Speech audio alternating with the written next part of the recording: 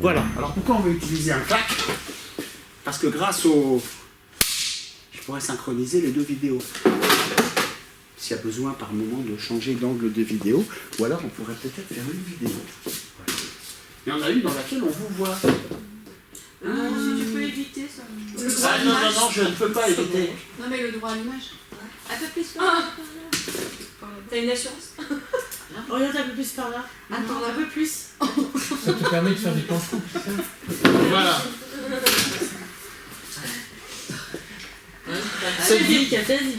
D'abord, c'est que voilà. Cette vidéo-là va pratiquement pas servir, mais quand quelqu'un pose une question, hop, on peut le voir. Et puis quand certaines sont en train de papoter alors que je travaille, je peux zoomer dessus. Avec au-dessus et au-dessus de chacune, on verra apparaître un petit chiffre qui dira combien de fois chacun et chacune a parlé. Bon. Allez go, on y va, c'est parti. Il est du sommeil 1. Bah, tout de suite, tu vois, ça cale. Donc, des gens viennent nous voir parce qu'ils ont des troubles du sommeil. Évidemment, on va devoir faire une anamnèse. J'aime pas ce mot-là. Ouais, une anamnèse, questionnaire, recueil d'informations, c'est bien. Donc la personne dit oui, je viens vous voir parce que j'ai des troubles du sommeil, je dors mal, quelqu'un m'a donné votre numéro, je cherchais l'hypnose. Bon. Vous pouvez poser plein de questions, hein. Vous pourrez rédiger un questionnaire. À votre avis, pourquoi l'hypnose pourrait vous aider? Ça, ce serait intéressant. Quelle représentation elle a du pouvoir de l'hypnose? C'est vrai, c'est une drôle d'idée, pourquoi l'hypnose pourrait vous aider? Et puis surtout... c'est des crédits. Donc elle nous dit oui, non, parce que je crois que c'est bien, parce qu'il faut que j'apprenne à me détendre. Elle peut nous donner, cette personne, des infos. Si elle dit il faut que j'apprenne à me détendre, à quel moment faudrait vous détendre? Avant de me coucher, par exemple. Bon voilà, c'est au cas où il y aurait des infos. Hein. Deuxième question, forcément. Deuxième. Ce qu'on va essayer de savoir très vite, c'est depuis quand? Oula, c'est une longue histoire. Soit je dormais comme un bébé. Tiens, c'est une dame la semaine dernière. J'ai toujours bien dormi, toute ma vie, là, mais depuis pas mal de temps. Alors là, évidemment, il faut questionner plusieurs fois avant de l'avoir, le chiffre. Hein, souvent. Hein. Oui, depuis combien de temps? Je sais pas, il y a pas mal d'années. Combien d'années? Bon. Soit que la personne vous dit, c'est depuis mes 30 ans, voilà. La naissance du dernier, du premier, etc. Donc là, la personne retrouve depuis quand et elle vous dit depuis quel âge. Soit il faudra utiliser la question habituelle. Est-ce que vous vous souvenez d'une époque où vous n'aviez pas ce problème? Vous êtes rodé maintenant à la question souvenez-vous d'une époque où il y a... Souvenez-vous une époque, j'ai toujours mal dormi, toujours, depuis la naissance, toute petite en maternelle. Alors parfois, il y a des gens qui disent oui. Hein. Il y a des gens, d'ailleurs il y a peut-être parmi vos enfants, il y a des gens qui ont toujours eu un problème avec le sommeil. Ou probablement ces enfants, à un moment de leur vie, ont eu des problèmes de sommeil pour des raisons d'insécurité ou autres, et ça s'est chroniquisé, ça s'est systématisé, et aujourd'hui, ils dorment mal par habitude. Bon, ça va être notre boulot. Donc depuis quand? À quelle époque il n'y avait pas? Donc la ligne du temps. Voilà, vous avez 42, ok. Alors, c'est ici. On va vers mes 30 ans. Qu'est-ce qui s'est passé? Je ne sais pas. Ou je sais. Bon, premier cas de figure, je sais, à 30 ans, il s'est passé un truc terrible, tiens, alors là, il y a eu un trauma. Bon, on pourrait... la personne vous raconte le trauma, les larmes commencent à monter, là, une émotion, la voix change. Évidemment, non, tiens, ça tombe bien, j'ai fait de l'EMDR, attendez. La pochette avec là, tac, tac. Ou alors, on utilisera le EMDR dans la séance d'hypnose à un moment, avec des techniques comme l'HDSA, pour aller, il faudra désensibiliser ce truc. Voilà. Et on sait qu'avant, elle dormait bien. Bon, impeccable. Bon, parfois, alors sinon, elle ne se souvient pas. Elle ne sait pas pourquoi. Et puis, parfois, on va plutôt vous dire, ça s'est dégradé doucement. Bon, ça, c'est le cas le plus fréquent. Hein. Et donc on va devoir trouver quelque chose à lui raconter. Dans tous les cas qu'on vient de citer, on va peut-être lire on va utiliser le même script, mais pas exactement de la même manière, parce qu'on aura, nous, une petite idée dans la tête. Il va falloir qu'on fasse quelque chose. Soit on va décider que mal dormir, c'est quelque chose qui s'est installé par habitude. C'est la plupart des cas. Effectivement, si la dame a 60, ça arrive, hein, elle est là, elle a 62 ans, elle prend beaucoup de médicaments depuis plus de 40 ans, avec à un moment de sa vie plusieurs fois des antidépresseurs et aujourd'hui beaucoup de somnifères, c'est un chimiste qu'il lui faut. Hein. En tout cas, c'est pas une séance, quoi. Parce qu'on va le voir là ce matin, rapidement en tout cas, on va faire tout ce bloc sommeil, ce qui nous pourrit la vie quand on dort, quand on veut dormir, comme presque tout d'ailleurs, c'est nos croyances. Je pense du coup, on va pas attaquer la sexothérapie maintenant, mais c'était un sujet, et parfois sujet de plaisanterie parce qu'on est entre nous, hein, je le dis, les médecins s'amusent bien aussi quand ils parlent de sexothérapie, mais beaucoup de problèmes de sexothérapie chez les hommes et chez les femmes, c'est parce qu'on a une pensée qui s'est mise en tête, et qu'on pense plus qu'à ça, pourvu que... Et là, c'est pas une bonne idée. Hein? Pourvu que j'ai pas de panne et que je dorme bien. Bon, bah, le gars, il va passer un mauvais week-end. Sa femme aussi, du coup. Ouais, du coup. Peut-être pas elle, du coup, elle va être tranquille. Ah, peut-être elle va aller. Ah. Auquel cas, elle va entretenir la croyance. Mais en tout cas, le sommeil, c'est pareil. Remarquez que sommeil, capacité à avoir du plaisir et autres, voilà, ce sont des fonctions vitales, enfin en tout cas innées, sur lesquelles on n'a que peu d'emprise. Je ne peux pas me convaincre que j'ai envie de dormir, je ne peux pas me convaincre que j'ai du désir ou du plaisir, mais j'ai une grande capacité à me convaincre du contraire. Et là, j'évite des problèmes. Voilà, ce sont des fonctions vitales qu'on peut dérégler facilement avec notre petit cerveau. Bon, on en reviendra. Oui, de douleur sera bientôt. D'ailleurs, dans le blog qu'on doit faire, hypnose douleur du maître Pratt, en tout cas, on ne va pas piquer le pain de Pierre, mais on va mettre en fait d'autres choses qui touchent tout ce qui est un peu dans le médical, l'énurésie, on le mettra dedans. Petit protocole simple pour des problèmes effectivement d'érection, par exemple, désolé.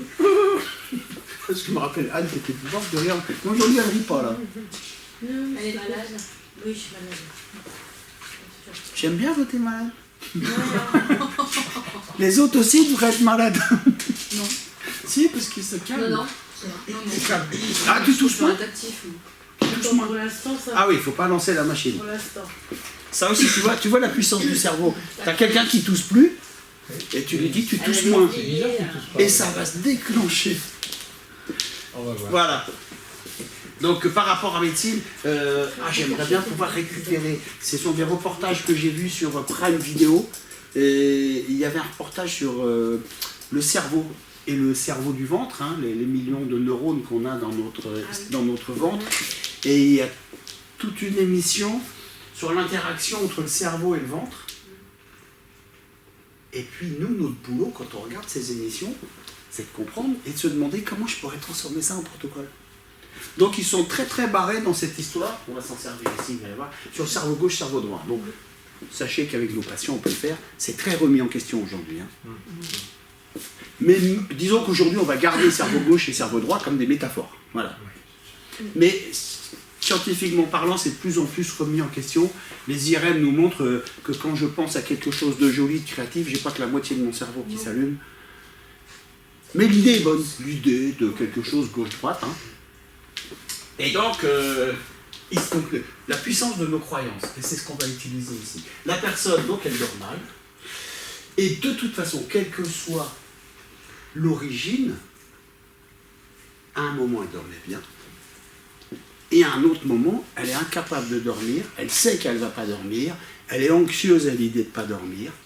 La personne, hein, ça peut être un homme, bien sûr, hein. Elle stresse à l'idée de ne pas dormir, voire même des petites angoisses à partir de 18-19 heures, parce que tout à l'heure il va falloir que j'aille dormir, et que je ne vais pas dormir, autant dire que là on entretient le truc. Hein. Donc quel que soit l'origine, on le traitera si on le connaît. Ah oui, au passage, puisqu'on est obligé de faire tout en même temps, souvenez-vous, il y a des techniques qu'on a appris il n'y a pas longtemps et qui servent toutes les semaines, c'est la réempreinte. C'est vraiment la technique tout-terrain, paf, paf, on la ressort, réemprunt. La petite nana, elle avait du mal à conduire l'auto-école, tout ça, elle avait du stress, on est typiquement en préparation d'examen, on est dans des techniques de coaching, préparation mentale, mais il y avait un petit souvenir d'une fois, elle avait flippé dans la voiture. Hop.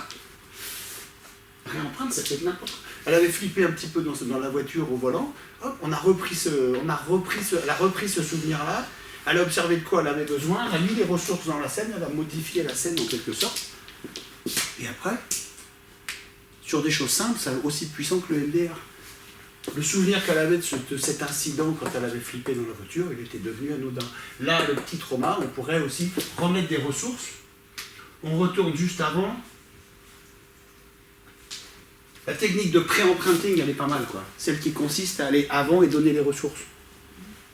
Chaque fois, je fasse ça. C'est ce qu'à Champagne, ouais. Parce que là, voilà, on va voir, parce que là, après, on va parler des stratégies possibles. Qu'est-ce qu'on va mettre en plus du protocole? Ici, on pourrait soit faire une pré-empreinte pour que le jour, ce fameux premier jour où elle s'est couchée, où elle a passé une nuit vraiment merdique, elle aurait pu, sans doute, si elle avait pu refaire le film, passer cette première nuit en se disant, bon, c'est pas grave, ça arrive une fois de temps en temps. Et tout aurait changé. Donc là, vous pouvez utiliser, on va dire réemprunting avec tout ce qu'il y a comme possibilité. Pardon. On l'avait dit, hein. Bon, réemprunting, on pourrait dire réemprunte, mais ça fait bien, hein. Voilà, réemprunting, ici. Ça, on pourrait le faire. Et puis, on va voir tout ce qu'on pourrait faire d'autre. On verra qu'on peut faire une dissociation. Je me rappelle une fois, c'était un type, une trentaine d'années, qui me dit tous les soirs, je tourne en rond dans mon lit, j'arrive pas à dormir, je bouge, j'allume, j'éteins, etc. Je sais pas pourquoi, ce jour-là, je lui fais une dissociation, c'est-à-dire qu'il se regarde, il regarde à quoi ça ressemble quand il va se coucher. Et puis peut-être quelques autres bricoles après, hein, il y a toujours un petit peu de lion. Et il revient et il me dit, c'est beaucoup plus facile maintenant. Sans doute qu'en voyant dans cette dissociation, il a vu que sa manière de se coucher, la façon, l'état dans lequel il se met, ce qu'il se raconte, la façon qu'il a d'allumer et d'éteindre, il a dû se dire, mais le mec, il dormira jamais. Il crée de l'agression externe. Donc, dissociation, les dissociations, il est là, la dissociation, à chaque fois. C'est l'état des lieux. Vous pouvez faire une dissociation très rapide dans ces cas-là. C'est-à-dire qu'au milieu du protocole ou au début du protocole, vous lui demandez juste comme ça va prendre 2-3 minutes d'observer à quoi ça ressemble. Sans aller au débrief, etc. Pourquoi pas, voilà. Bon, en tout cas, voilà, on va commencer à avoir des possibilités. Et on va essayer de mettre là des choses que nous, on sait faire. Parce qu'on sait faire des choses.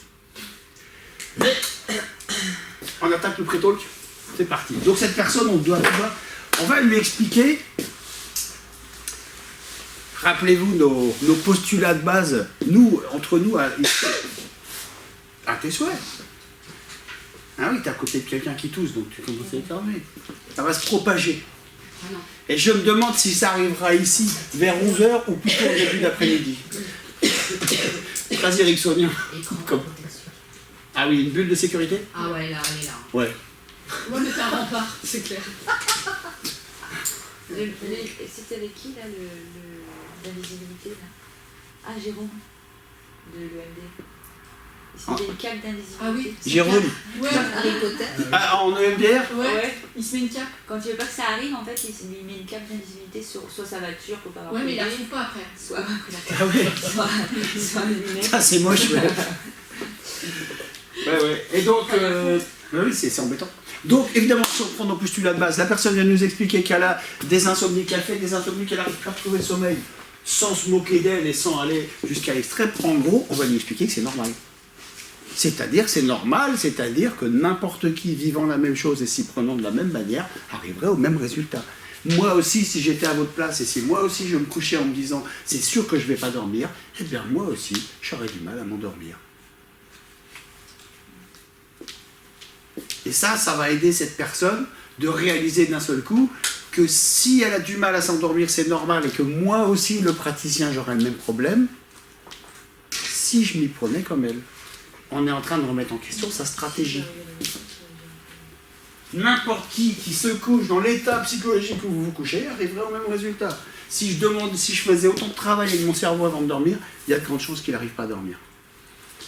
Donc on va, entre guillemets, on ne va pas lui dire c'est normal qu'elle ne dorme plus, on va lui expliquer que ce qui lui arrive est un fonctionnement normal du cerveau si on le met dans cet état-là.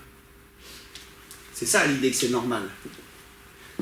C'est juste pour éviter de regarder la patiente ou le patient d'un regard perdu et en lui disant « Aïe, ah ouais, c'est moche votre histoire », comme si je ne l'avais jamais rencontré cette histoire. On est en gros en train de lui dire « Rassurez-vous, hein. » C'est ce que je vois tous les jours. C'est comme ça que ça fonctionne.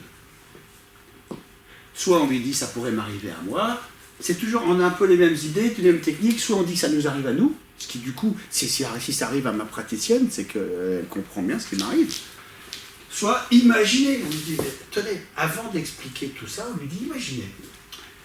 Imaginez quelqu'un, votre mari ou un de vos enfants, qui toute la soirée vous dirait je ne vais pas dormir. Hein. Maman, je vais me coucher tout à l'heure, mais je sais que je ne dormirai pas. Ah bah oui, à votre avis, elle va dire ah bah oui, forcément.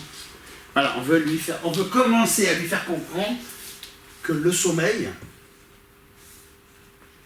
c'est quelque chose qui fonctionne bien si on lui fait confiance en fait. Hein. Je vais souvent utiliser le mot confiance. Il faut que je lui fasse confiance à mon sommeil. Je suis dans les bras de Morphée, et si Morphée je la regarde de travers parce qu'elle va me planter un couteau dans le dos, tu penses bien que je ne vais pas dormir. Hein. Je me confie au sommeil. Et là, vous avez perdu confiance dans votre sommeil. Donc on va lui expliquer que voilà ce qui se passe dans la plupart du temps dans les problèmes de sommeil, et ça a pu m'arriver parfois à un moment de ma vie, anecdote volontaire, hein. À un moment de notre vie, on va avoir des difficultés, peut-être ça peut être hormonal. Ça peut être une cliente qui a 45, 55 ans et qui vous dit à un moment, oui, en plus, je suis préménopausée, j'ai eu un traitement, je me demande si ça n'a pas un lien. Je dis, oui, c'est peut-être hormonal, peut-être. Je ne dis pas qu'elle a raison ou tort, il faut quand même voir ça avec votre médecin, voyez ça de ce côté-là, parce que si c'est vraiment dû au médicament, on aura du mal. Mais de toute façon, même si c'est lié à un médicament et que c'est hormonal, si on installe quelque chose de sécurisant dans l'hypnose, ce sera quand même plus facile. Mais peut-être qu'il y a un truc à faire. Peut-être le type, effectivement, il a lui aussi des petits problèmes particuliers, des problèmes dans le boulot, etc. Donc à un moment de notre vie, on rencontre des difficultés, ou pour des raisons qu'on ne connaît pas, on n'est pas bien, et on va passer une mauvaise nuit. Moi qui suis un gros dormeur, je ne m'endors pas. Je dors à 3h du matin. Je m'endors à 3h, il faut que je me lève à 7. Donc je passe une assez mauvaise journée, le soir je me dis, oh là là là, j'ai mal dormi, pourvu que je dorme bien. Ça y est, ça commence. Donc ce soir-là, je me recouche, j'ai dormi que 4 heures, ça devrait aller normalement pour dormir. Et non. Deuxième fois que je dors mal. Peut-être j'ai un gros stress d'ailleurs, hein. Il y a des moments de notre vie où on va passer plusieurs mauvaises nuits. Tous, il y a eu des moments où on a passé plusieurs mauvaises nuits. Mais la personne qui vient nous voir, elle a commencé à y prêter attention. Et le troisième soir, elle s'est dit, c'est ce que je raconte en gros, hein. Le troisième soir, la personne se couche et se dit, alors là, pourvu que je dorme. Plutôt des patients un peu contrôlants, hein. La personne pas contrôlante du tout, plutôt cool et qui se dit on verra bien, arrivera ce qui arrivera, en général finit par dormir. Les personnes qui sont stressées, anxieuses, qui en plus développent une immense capacité à devoir être parfait au travail, il y a ce problème. La table, elle sait que voilà, là, ça c'est la nuit, ça c'est la journée de travail. Hop, travail, on écrit ça comme ça, ça parle souvent. Là, je dois être au top. Là. Et là, elle se dit, si je dors encore mal, arrivé au travail, je ne vais pas être bien. Je vais être fatigué. Mon boulot ne sera pas parfait.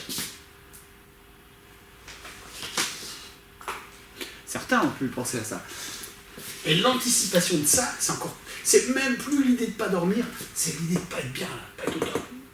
Je suis fatigué, et en plus on est tous nerveux, fatigués, énervés, irritables quand on n'a pas dormi. Donc elle commence à anticiper ça. Le troisième soir, elle se dit, de toute façon, bien sûr, je ne vais pas dormir. Donc elle se couche électrique, les jambes bougent dans tous les sens, plus question de dormir, le cerveau est en alerte, hein. il n'arrive pas du tout à envoyer les signaux pour dire tu peux dormir. Trop de stress. Et ça s'installe. 3 nuits, ça y est, c'est parti. Le programme est en route. Et là, soit il va se passer deux choses, ce sont les deux protocoles différents. Soit j'arriverai pas à m'endormir, soit je vais m'endormir et je vais me réveiller. Vous remarquerez, vous le savez, certains ou certaines le savent déjà, mais dans votre cabinet, vous allez vraiment vous en rendre compte. Et tout le monde se réveille entre 3h et 4h. 3h, c'est l'heure. Il y a un truc. Bon voilà, une psychiatre me disait un jour que de tout, oui c'est parce que on a certaines hormones dont le taux, on a une usine là-dedans, c'est une usine chimique notre cerveau. Et parmi toutes les immenses quantités d'hormones qu'on fabrique, il y a une hormone qui est en pénurie vers 3h du matin et l'usine se remet en route à ce moment-là. Donc ça expliquerait pourquoi c'est dans ces heures-là qu'on se réveille le plus souvent. C'est ça ou alors c'est surnaturel. 3h. Ouais, la dame qui me dit, je me suis réveillé à 3h33. Plusieurs fois. Et moi, j'ai dit, moi, je me suis réveillé à 6h66. Ça fout la trouille, hein.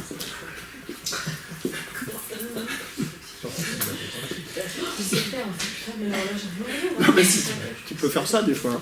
Ça dépend avec qui tu parles. Si la dame commence à dire qu'il y a un truc surnaturel, plusieurs fois je me réveille à 3h33, mais je dis forcément.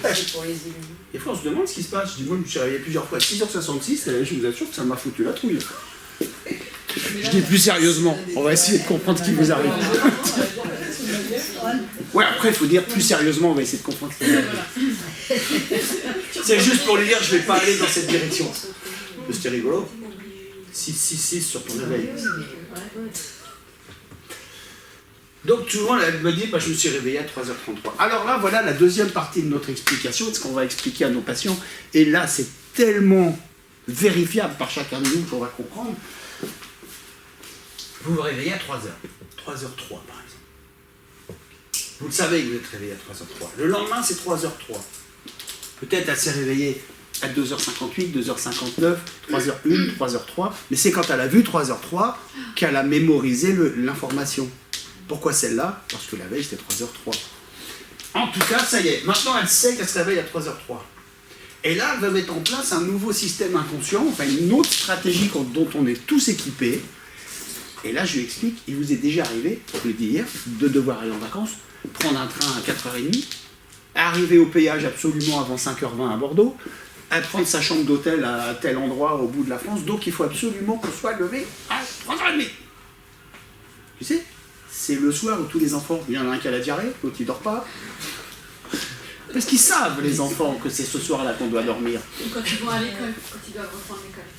Donc c'est quand tu as décidé de te lever à 3h30 du matin, c'est cette nuit-là, tu dormiras qu'à 1h30. Parce qu'au bout du compte, sans doute, on est excité parce qu'on va partir en vacances le lendemain. Donc, on sait qu'on doit se lever à 3h30 absolument. On a mis un réveil, on a mis deux réveils. Tu as mis ton chargeur et tout est prêt. C'est bon, allez, on dort. Et là, tu te réveilles en sursaut. 3h27, juste avant le réveil. Pourquoi tu te réveilles? Je te réveille parce que, imagine qu'il sonne pas, cet idiot. Mais on l'a fait, non? Ouais. Je vous raconte, c'est pas un sketch. Qui ne s'est jamais réveillé avant son réveil pour des dates importantes? Tout le monde l'a fait. Alors, donc je vous le disais hier, ça vous l'expliquez. Vous expliquez cette histoire de vacances, de réveil, de départ en vacances, de dates importantes. On sait que cette dame ou ce monsieur vont bientôt comprendre ce qu'on veut dire. Comment on a fait alors qu'on dormait pour se réveiller à 3h27 alors que le réveil était à 3h30? Bien sûr, je me suis réveillé de peur que le réveil ne sonne pas. Qui m'a réveillé? Je dormais. Pourquoi 3 minutes avant? Ça veut dire qu'on a une horloge interne. Le pire, c'est que si vous faites ça dans une période où il y a le décalage horaire de saison, ça marche quand même. L'horloge est branchée sur le... Peut-être c'est branché sur l'horloge universelle. Parce qu'il y a la sagesse universelle, mais maintenant il y a une horloge universelle. D'ailleurs, il y a du monde là-haut. Et une horloge interne. Peut-être elle est en temps relatif. 3h37, ce sera dans 4h32, tu vois. On ne sait pas. En tout cas, c'est vrai qu'on se réveille. C'est étonnant, hein. Tu l'as fait aussi? Tu t'es déjà réveillé juste avant. Donc j'ai une horloge interne. Je me dis, il faut absolument que je me réveille à 3h30, c'est important. Mon boss, il m'attend à Paris. Si j'arrive en retard, je suis mort. Je me réveille 4 minutes avant et je saute du lit. Tac! Je peux éteindre le réveil avant qu'il sonne. Et je ne saurai jamais s'il allait sonner. Oui, du coup. Mais en tout cas, mon horloge interne a marché. Donc, imaginez que maintenant, ce réveil, il est précis, mais il est idiot, c'est un réveil. Ton réveil, il ne sert rien d'autre que de sonner. Hein. Maintenant, je suis ici, je vais me coucher et je me dis, bon, c'est la même histoire que tout à l'heure, 3h30, sauf que là, je me dis, attention, je me couche, il ne faut surtout pas que je me réveille à 3h30. Ah non Ah non, je ne vais pas me réveiller à 3h30 comme les 2 nuits d'avant. Hein. Ça y est, mon réveil, il dit, ok, 3h30, c'est noté. Donc je vais me réveiller à 3h27, juste pour qu'une petite voix me dise, ben j'étais sûr. Ouais, je me réveille à 3h30, comme d'habitude. C'est bon, quoi. Donc la personne se réveille à 3h30. Oh merde! Ça aussi, ça vous parle? Et la personne, comme notre patient, commence à comprendre ça. Et je lui dis, vous savez, une dame qui était venue ici me raconte cette histoire. Et elle me dit, au début, je me rendormais, je mettais une demi-heure à me rendormir, pas très agréable. Et puis, il y a eu une nuit où je n'ai pas réussi à me rendormir avant 4h30. Et la nuit d'après, je me réveille et je me dis, oh bah de toute façon, c'est mort. Hein. Je n'arriverai pas à me rendormir avant 4h30. Et depuis ce jour-là, elle ne peut plus se rendormir avant 4h30. Ça lui arrive de se rendormir à 3h45, mais il y a une petite voix qui la secoue et qui lui dit, attends, il n'est pas encore 4h30. C'est un autre réveil qui s'est mis en place. Et vraiment, dans les faits, ça ressemble à ça. Hein. La personne te dit, moi je me réveille à 5h, c'est pas la peine que j'essaie de redormir jusqu'à 7. Hein. Mais comme elle le sait, que c'est bien une croyance, elle n'y arrive plus. Donc nous, on sait qu'on est en face d'une croyance, donc on va devoir commencer à faire des suggestions qui vont amener l'idée qu'on peut modifier cette croyance. Soit on lui dit, c'est stupide de penser ça. Non, pas une bonne idée. Hein. C'est complètement... Vous comprenez, madame, que votre histoire de sommeil à 3h30, c'est parfaitement stupide. Non, on ne dira pas ça, évidemment. Donc l'horloge interne ne fait pas de différence entre se réveiller ou ne pas se réveiller, c'est ça? Voilà. C'est pour ça que certains disent, l'inconscient n'entend pas le négatif. Voilà, c'est ça. Qui a interviewé un inconscient la dernière fois?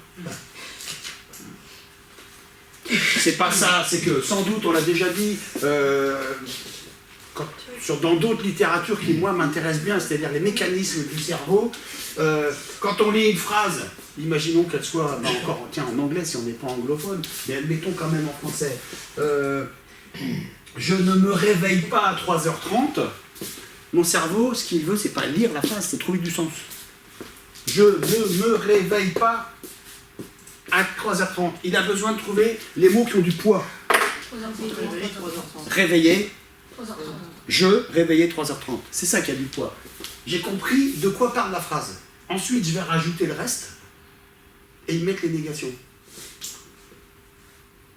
C'est pour ça que notre cerveau s'embrouille quand on lui dit « Je n'ai pas besoin de ne pas savoir ce que tu es en train d'essayer d'ignorer sans le savoir. » Et là, ton cerveau, il trouve plein de mots-clés qui ne donnent pas de sens. Et il est obligé de redécomposer en petits bouts. Mais en fait, on cherche du sens. Donc, il y a des mots qui ont du poids. Mais par exemple, si notre cerveau se dit, si le soir on se couche en se disant je dois dormir, Ça marche pas. bah pourquoi? Parce qu'il y a... Parce que je dois dormir. Rappelle-toi le métamodèle. Tu dois dormir. Ou je dois. Hein. Voilà. Dormir. Dormir. Obligatoire. Je ne peux pas. Je dois dormir. Sinon, je dois dormir va déclencher, rappelle-toi le métamodèle. On questionne en disant, sinon il arrivera quoi? Donc on pourrait plutôt dire je peux dormir. Ouais. Ok. Je verrai bien si je vais dormir. Ok. Mais oui, je dois dormir. Je dois dormir dans la question du métamodèle. Quand on questionne le métamodèle, c'est qu'est-ce qui va arriver sinon? Sinon, je serai naze demain matin. Je ne serai pas performante au boulot, mon chef va s'en apercevoir, je finirai par être viré, je perdrai mon boulot, je serai dans la merde, j'aurai plus d'argent, mon mari va partir, et je vais partir en dépression et je vais mourir. Vous prenez le petit livre 2, et j'avais des trucs, hop, mes références. J'avais des bouquins justement pour... Voilà. Ah oui, on en avait déjà. Oh, Madame Red, oh, oui, oh, très honorable Madame Red, non. C'est un livre que j'ai acheté à 6-7 ans au moins, qui a vraiment changé ma façon de travailler. Il a tout changé dans ma façon de travailler. Peut-être aujourd'hui, je serais moins impressionné, mais ça a changé ma façon. Je trouvais ça l'espace culturel de chez Leclerc. Ouais, je parcours comme ça. Non, dans l'autre sens, parce que je lis à l'envers. Hein. Peut-être ça aussi, commencez pas la dernière. Allez, on garde le meilleur pour le début. Hop, hop, hop. Et je parcours et je trouve des petits trucs et je le lis. La peur d'avoir peur. Cette dame, elle a connu ça et elle le raconte bien. Elle a fait d'autres livres que j'ai trouvé moins... c'est-à-dire, hein, c'est la version 1, le 2 comme au cinéma, le 3, etc. Mais là, l'anxiété, un déclencheur unique. Pourquoi je fais cette pause? Le déclencheur unique, c'est l'instinct de survie.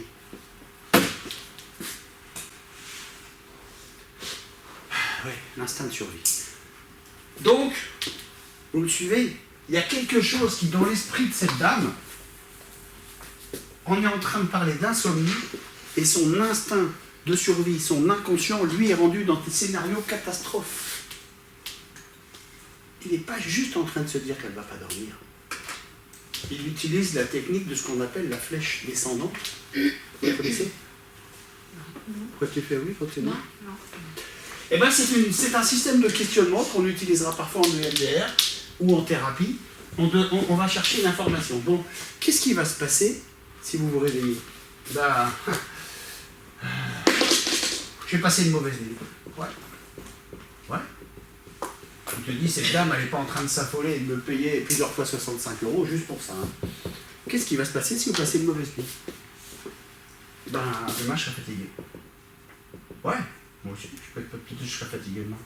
Et qu'est-ce qui va se passer si vous passez... Dans le pire des cas, qu'est-ce qui va passer si vous passez une mauvaise nuit? Ben, au boulot, je serai complètement...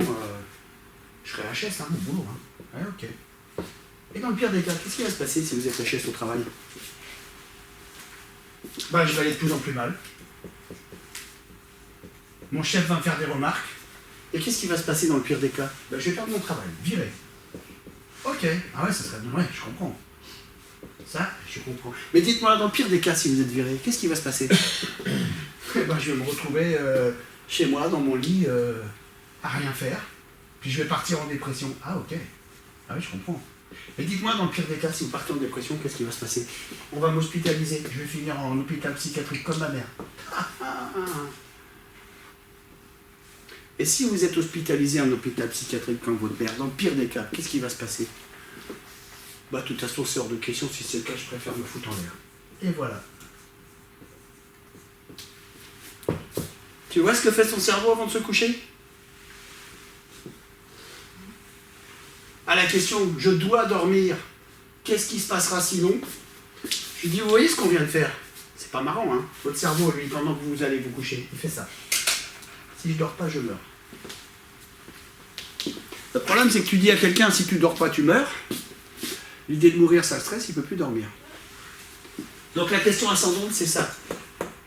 Et Louise Red en parle d'une autre manière, mais elle l'explique. Elle l'explique avec des poupées russes. Voilà. Elle a des poupées russes. Elle pose la première et elle dit, j'arrive pas à dormir. Ok, elle sort le paquet dedans la poupée russe, pose à côté et dit, qu'est-ce qui va se passer si vous dormez pas? Je vais devenir dingue. Ok. Et qu'est-ce qui va se passer dans le pire des cas si vous devenez dingue? Ok, donc tu vois. Et après, on va chercher avec cette personne, je vous dis, parce que ça sert partout, mais là, on pourrait en avoir besoin. C'est très utile pour tout, hein. Tu vois, Yves, tu commences à te dire, ouais, est-ce que je vais utiliser ce qu'on peut faire? On va chercher à quel endroit il y a une distorsion cognitive, c'est-à-dire à quel endroit c'est pas crédible. Si je passe une mauvaise nuit, je serai fatigué. Bah, remarquez, c'est vrai, hein. Ok. Si je suis fatigué, demain, je serai HS. À chaque fois que vous êtes fatigué, la journée est HS. Oui, c'est vrai quand même. Ok. Si vous êtes très HS, très fatigué, vous allez aller de plus en plus mal. C'est vrai? Bah oui, c'est vrai. Ok. Dites-moi si vous êtes de plus en plus mal, vous serez viré, vous êtes sûr? Non, peut-être pas, là j'exagère. Ah. On va devoir trouver où est-ce qu'il y a une distorsion. Là, c'est pas vrai. Parce que si vous êtes fatigué et HS, vous pouvez aussi poser des vacances, être en arrêt de travail, l'expliquer à votre patron. Avant, vous voyez, la logique qui dit si je suis de plus en plus mal, alors je serai viré. Là, il nous manque beaucoup de... Parce qu'on se doute que cette personne, elle a fait ça ici, parce que son cerveau, il veut aller là. Je vais finir en HP comme ma mère. Sans doute qu'il y a une condition limitante qui s'est installée depuis toute petite, et qui depuis toute petite, cette dame se répète tout le temps, pourvu que je finisse pas comme ma mère. Tiens, pourvu que je finisse pas comme elle, c'est un peu pourvu que je ne me réveille pas. C'est comme ça que fonctionne sans doute notre cerveau. Quand on a quelque chose qu'on veut éviter toute notre vie, on finit par le fabriquer. Tiens, on fabrique notre réalité. Nous y voilà.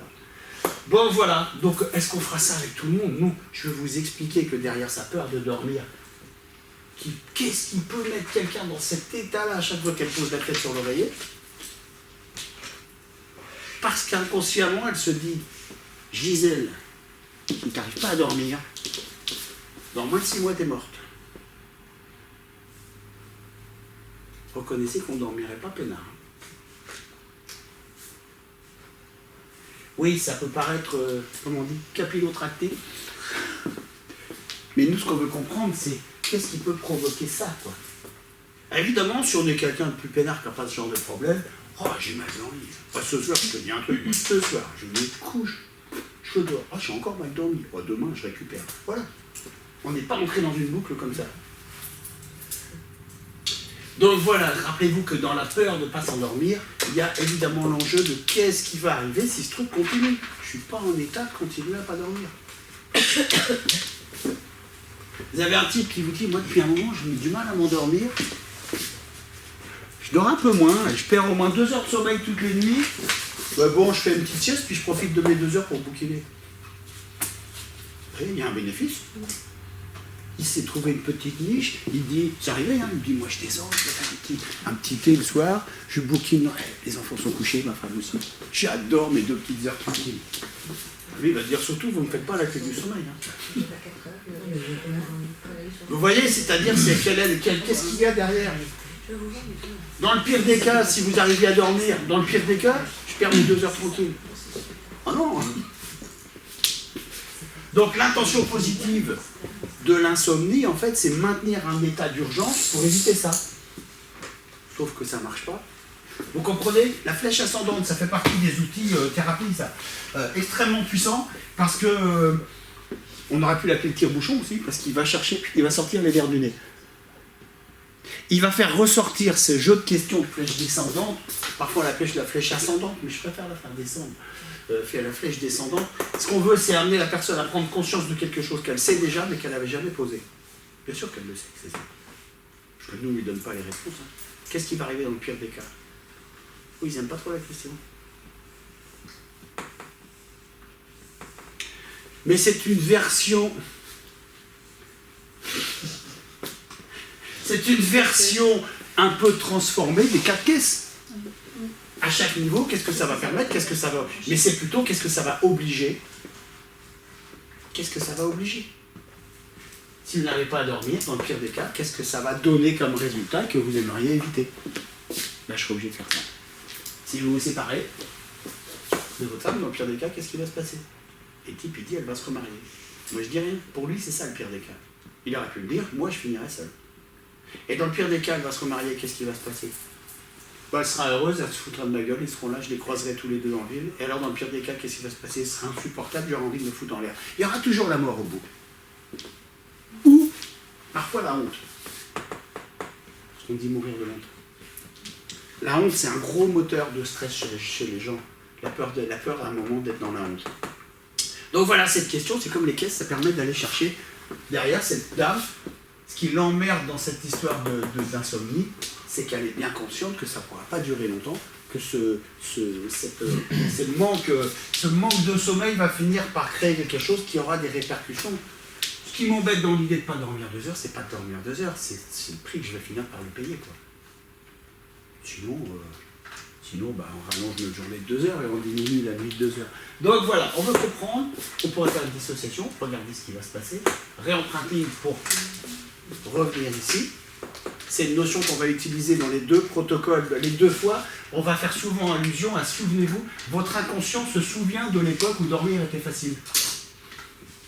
Comment on fait? Voilà, des petits, voilà. On va reconnecter, un ancrage, ce serait beaucoup dire, mais presque quand même. On va réancrer un peu la personne sur le souvenir. On va suggérer. Encore une fois, les techniques de sommeil sont vraiment des techniques, comme on en a parlé hier, faites uniquement de suggestions, qui m'arrangent bien. Au bout du compte, on suggère d'autres stratégies à l'inconscient qui pourraient amener à une solution et qui permettraient de se débarrasser de ce qui fait peur. on pourrait, bien sûr, faire de l'EMDR. Vous allez perdre le sommeil, vous allez devenir dingue, vous allez être épuisé, vous allez vous faire virer, vous allez aller en hôpital psychiatrique en dépression, et là vous vous jetterez par la fenêtre si vous avez la chance d'être à l'étage. Sinon, en rez-de-chaussée, en plus, tu auras la honte de ne pas avoir réussi à te donner la mort. Parce que Louise Redd le raconte, elle dit qu'on a un instinct de survie et c'est pas stupide. Ce qu'elle dit, c'est qu'on a un instinct de mort. Alors attention, on a un instinct de mort, c'est-à-dire qu'on est équipé, nous les êtres humains, parfois, d'une fonction qui dit si c'est que ça la vie, autant mourir. C'est-à-dire quand il n'y a plus d'espoir, par exemple, on a un truc qui nous dit je préfère mourir. Donc si c'est ça et que c'est la merde à ce point-là, et ben autant mourir. C'est l'instinct de mort qui se déclenche. L'instinct de mort déclenche instantanément l'instinct de survie, qui lui veut nous maintenir en vie. Parfois c'est l'instinct de mort qui l'emporte. Et on est capable de mourir pour son pays en marchant en première ligne alors qu'on sait qu'on va se faire découper. Autrefois on avait cet instinct, on était capable de l'avoir parce qu'on servait une cause qui avait du sens. Mais en tout cas, ça déclenche, voilà, on est dans des situations qui déclenchent l'instinct de mort. Et l'instinct de mort, ça nous fout la trouille, ça déclenche l'instinct de survie et ça favorise le stress. Alors voilà, donc on va réancrer cette personne ici, on y va. Donc on va expliquer, vous avez compris à notre patient, que c'est pas étonnant que grâce à cause de ce petit réveil interne qu'on a, on va tellement avoir peur que ça arrive. On va tellement avoir peur de se réveiller à 3h30 que mystérieusement, et ça ne nous arrange pas, moi j'aime bien dire aux gens, c'est un bug de notre cerveau. C'est un bug de notre cerveau, hein. C'est comme ça, c'est le prix à payer de l'intelligence. Hein. Top, le truc va se déclencher, on se réveille et on se dit, je te réveille à 3h08, comme toutes les nuits, tu regardes, tu ouvres un œil, tu regardes ton réveil et tu dis, bah je le savais. Et là, la deuxième information que t'envoie ton cerveau alors que tu es à peine sorti du sommeil, c'est prépare-toi parce que tu n'es pas prête de te rendormir. Vu que ce ne sera forcément pas avant 4h30. Faut le réveil dans sa chambre. Donc on pourra utiliser pendant toute notre séance, tiens je l'ai rarement fait, mais parfois on le fait parfois comme ça, intuitivement. Vous imaginez bien que parmi les métaphores qu'on a de disponibles, et ben voilà, parmi les métaphores qu'on a de disponibles, et ben on va suggérer pendant la séance d'hypnose à la personne de modifier ce réveil. On va lui demander de visualiser 3h08 et de faire tourner les aiguilles jusqu'à l'heure à laquelle elle souhaite se réveiller. Et qu'elle peut se souvenir d'oublier de faire sonner ce réveil. À moins qu'elle préfère oublier de s'en souvenir, mais ça n'a pas beaucoup d'importance. On est d'accord que c'est un peu ça l'idée. On pourra l'utiliser. Pourquoi on va utiliser le réveil? Parce que dans notre pré-talk, on a fait allusion au réveil. C'est comme si on avait un réveil qui sonne pour nous rappeler que c'est l'heure à laquelle on n'aimerait pas se réveiller. Pourquoi j'utilise cette tournure? Parce que la personne qui t'écoute comprend à quel point c'est absurde. Ça veut dire que je me réveille pour vérifier que c'est l'heure à laquelle je ne veux pas me réveiller. C'est absurde. C'est tellement absurde que dans la séance, quand tu lui proposes de modifier le réveil pour que ce soit moins absurde, On va se faire plaisir. ben ouais. Je croyais que j'avais une maladie. Même j'étais devenu, souvenez-vous, au niveau logique, j'étais devenu un insomniaque, ce qui est immodifiable puisque c'est mon identité. Voilà. Ce sont des pistes, hein, parce que dans le sommeil, on a quand même des insomniaques, donc des gens qui vous disent, ils s'appellent insomniaques, ils disent non mais moi je dors pas, de toute façon, hein, moi je veux dire, moi je suis coriace, j'ai tout essayé, Bon, ils se sont vraiment identifiés au truc. Donc, dans ces cas-là, il va falloir pouvoir leur expliquer très vite qu'on va avoir besoin qu'ils viennent plusieurs fois. Quoi. Mais s'ils sont très heureux en dormant 4 ou 5 heures. Ben non, parce qu'ils viennent te voir, ceux-là. Oui. Mais c'est parce qu'ils ont une représentation, une croyance négative, genre c'est pas oui, vrai et de puis dormir, c'est ça. devenu identitaire, c'est-à-dire quand ils parlent d'eux, quand ils parlent à leur famille, à leurs collègues, à tout le monde, ils racontent cette histoire. Ça fait partie, c'est comme certaines formes de dépression. Ça me donne un rôle, ça me donne une importance. Dans les soirées, je raconte mes insomnies. J'ai vu tout le monde, hein. J'ai fait acupuncture. J'ai fait hypnose, j'ai fait réflexologie, j'ai même fait du tai chi, du Quan Chang, hein. J'ai essayé le sang gluten, j'ai essayé de changer, de prendre du riz 3 couleurs, ça change rien du tout. Hein. Bon, bah, attends, moi je suis coréen, ça. Puis et ma mère était déjà comme ça. Ce que j'allais dire, ça remonte après. Et ma mère était déjà comme ça, et peut-être toute petite, ma mère m'a dit, t'es dans la famille, de toute façon, les femmes, elles sont astroniaques. Hein. Bon, tiens, ben, dans ce cas-là, peut-être c'est un costume alors. Peut-être il y a un masque. Donc voilà, on pourra utiliser. Ah oui, non, top. Je mets des petites choses ici. Le sommeil de la respiration du dormeur, c'est vachement bien ça. On l'utilisera. Je vous donne des clés parce que c'est vraiment le sommeil, c'est tellement complexe que dans les polycopes que je vais vous donner, je suis désolé pour cette femme qui les a écrits, mais j'ai pas son nom. Elle a filé les polycopes, elle n'a même pas mis son nom. Elle m'avait vendu ça 30 balles, je crois, à l'époque. C'est plein de fautes. Hein. D'orthographe et de français. Donc, mais ça, charge à vous. Je vous envoie en PDF. On les convertit. Je dois même les avoir en doc aussi déjà depuis le temps. Donc vous les convertissez, vous les changez. Mais donc ça vient pas de chez elle, le sommeil du dormeur, mais elle a quelques scripts sur le sommeil. La respiration du dormeur. Ouais. Oui, la respiration du dormeur, on va l'utiliser tout à l'heure. C'est un petit truc qu'on va glisser à l'intérieur. C'est une technique, c'est Ouais, c'est un petit truc que j'utilise comme ça à l'intérieur du texte, quoi. Mais c'est une suggestion. C'est une suggestion, voilà. Une espèce de métaphore, si tu veux. Et qui dit, mais on verra tout à l'heure, que quand quelqu'un dort paisiblement, un enfant par exemple, si tu prends ton bébé dans tes bras, ton bébé il vient de s'endormir, et tu sais instantanément, et tu ne sais pas pourquoi tu le sais, mais tu sais s'il dort un peu profondément ou très profondément. Quand il dort très profondément. Et que quand tu regardes quelqu'un qui dort, un adulte, si tu regardes une personne qui dort, ce qui va te permettre comme ça de ressentir que cette personne, elle a l'air de drôlement bien dormir, c'est qu'elle adopte la respiration du dormeur. Et que quand on était petit et que quelqu'un venait dans notre chambre, notre maman, alors qu'on était en train avec une lampe de poche, quand j'étais petit, c'était les grosses piles 9 volts. Les grosses piles plates avec les 2 lamelles dessus. Ça coûtait le blinde la pile, il fallait attendre d'en trouver une quelque part. En tout cas, on lisait avec une chandelle dans le lit, je déconseille. Mais quand on faisait un truc dans notre chambre, on jouait un truc et que les parents arrivaient, il fallait qu'on fasse quelque chose qui donne l'impression qu'on dorme. Qu'est-ce qu'on changeait instantanément pour faire croire à notre mère qu'on dormait? La respiration. Sans le savoir, on adoptait la respiration du dormeur. Donc on reconnecte la personne sur ce souvenir de respiration du dormeur et on va, dans la séance, lui suggérer que quand elle va s'allonger maintenant pour dormir le soir, poser, comme le dit le texte, la tête sur l'oreiller avec l'intention de dormir, elle adoptera la respiration du dormeur. Parce que le plus étonnant avec cette respiration, c'est que quand quelqu'un dort paisiblement, on observe qu'il a une respiration du dormeur. Et le plus étonnant, c'est que si on adopte la respiration du dormeur, on s'endort paisiblement.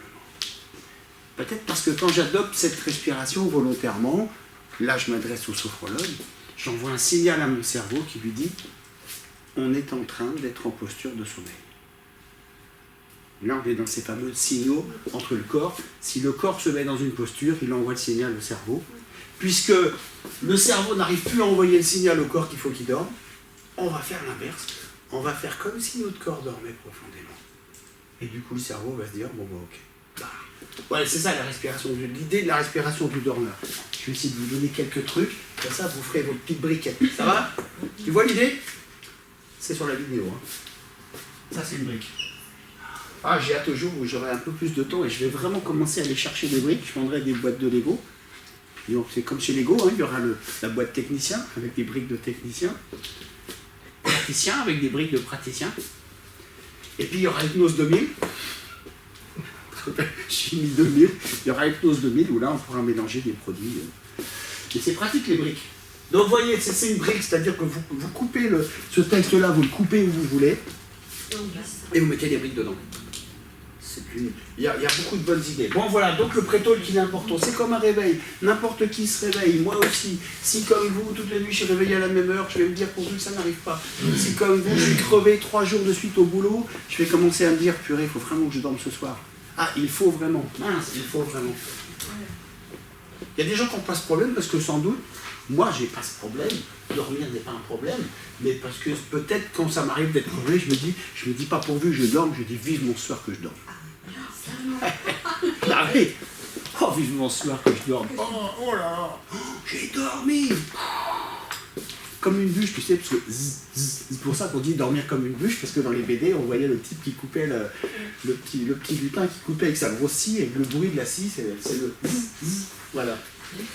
Bon, enfin, dormir à côté d'un type qui coupe du bois, surtout à la tronçonneuse, c'est pas cool. Il y a une métaphore, on fait que ça tout le temps. Alors tiens, voilà, donc tout est enregistré, donc vous pourrez aller chercher toutes ces infos. Allez chercher les phrases type, les idées, mettez ça en place. Donc l'histoire du réveil qui nous empêche de nous endormir, l'histoire du réveil qui nous réveille parce qu'on doit partir quelque part et que c'est urgent, et que donc c'est important que vous ayez ça. Un format qu'on trouve très souvent. Comment on écrit un protocole? J'ai pensé à ça ces jours-ci. Comment on écrit un script? Et je me suis aperçu que dans tous ceux que j'ai lus depuis le temps, il y a une espèce de modèle. Le début, c'est plus toujours... C'est le constat, ça commence souvent comme ça. Même souvent par jusqu'à ce jour, jusqu'à aujourd'hui. Jusqu'à dernièrement, vous avez eu de la difficulté à vous endormir. Très pratique comme début de séance.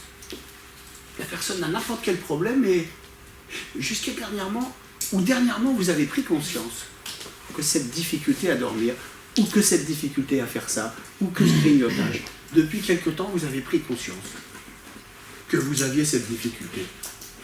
Là, on va dire, ou peut-être vous vous êtes réveillé la nuit, puis vous avez eu de la difficulté à vous rendormir d'un sommeil naturel. Peut-être on le modifiera en fonction de l'histoire du client. Et ce premier texte, il est plus concentré sur l'endormissement, alors que le deuxième va l'être plus sur les réveils nocturnes. Mais sinon, vous changez ça. Hein. Certaines de vos nuits étaient trop courtes pour vous lever en pleine forme. Ah, bah oui, voilà, la fameuse pleine forme, une fois que je serai réveillé. Période où vos nuits étaient entrecoupées de réveils. Peut-être cette insomnie provenait d'un stress que vous aviez vécu récemment. Je laisse un petit point de suspension. Un stress incompatible avec un bon sommeil. Peut-être qu'il y a des recherches transdérivationnelles. Et on va jamais pouvoir dormir. Sirop peut-être. Bon, jusqu'à maintenant, vous avez souffert d'insomnie, des périodes d'insomnie. Vous voyez, cette première partie, c'est un peu... C'est la partie état des lieux, jusqu'à maintenant. Notez que jusqu'à maintenant, c'est une suggestion indirecte qui dit que c'était avant, mais plus maintenant. Jusqu'à maintenant, vous dormez mal. C'est un texte à faire en cabinet ou à donner aux gens à écouter le soir? Toi, tu veux tout filer. Ben non, parce que... Elle va nous ouvrir une boutique en ligne, hein, Céline. À un moment, ça dit, vous dormez maintenant. Jacques va s'inquiéter s'ils se mettent à dormir dans le cabinet encore. Parce que ça tombe bien, moi j'ai pas changé, vous dormez maintenant, je vais vous dire. Je vais vous donner l'information de ce que j'utilise. Je préviens la personne que je vais enregistrer, je dis toujours que je vais enregistrer. Mettez le casque, tout à l'heure je vais enregistrer la séance, vous vous souvenez dans mon préto, si j'enregistre la séance c'est pour plusieurs raisons.